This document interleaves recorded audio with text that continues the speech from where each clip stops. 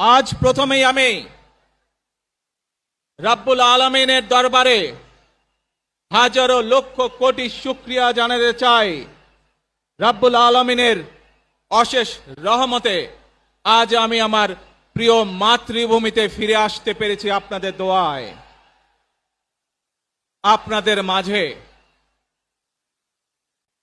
প্রিয় ভাই বোনেরা,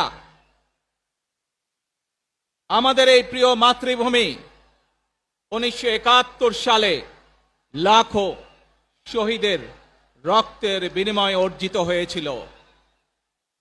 ঠিক একইভাবে 75-এ আবার 7ই নভেম্বর আধিপত্যবাদীদের হাত থেকে রক্ষার জন্য সেদিন সিপাহী জনতার বিপ্লবের মাধ্যমে আধিপত্যবাদের হাত থেকে দেশকে রক্ষা করা হয়েছিল। একইভাবে পরবর্তীতে 90-এ স্বৈরাচারের বিরুদ্ধে এদেশের জনগণ, এদেশের খেটে খাওয়া মানুষ তাদের গণতান্ত্রিক অধিকারকে ছিনিয়ে এনেছিল। কিন্তু তারপরেও ষড়যন্ত্রকারীদের ষড়যন্ত্র থেমে থাকেনি।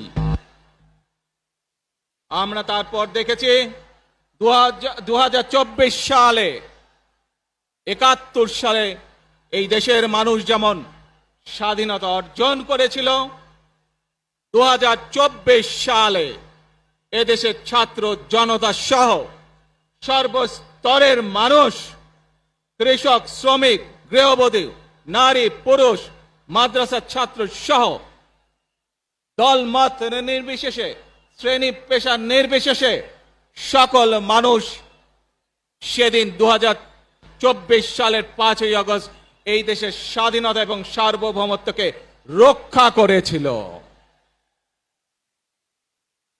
প্রিয় ভাই বোনেরা, আজ বাংলাদেশের মানুষ কথা বলার অধিকার ফিরে পেতে চায়।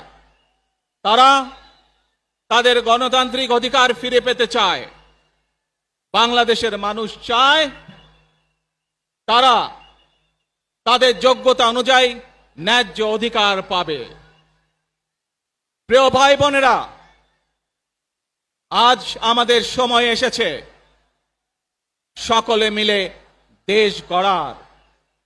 এই দেশে যেমন পাহাড়ের মানুষ আছে, এই দেশে একইভাবে সমতলের মানুষ আছে। এই দেশে মুসলমান, বৌদ্ধ, খ্রিস্টান, হিন্দু সহ বিভিন্ন ধর্মের মানুষ বসবাস করে। আমরা চাই সকল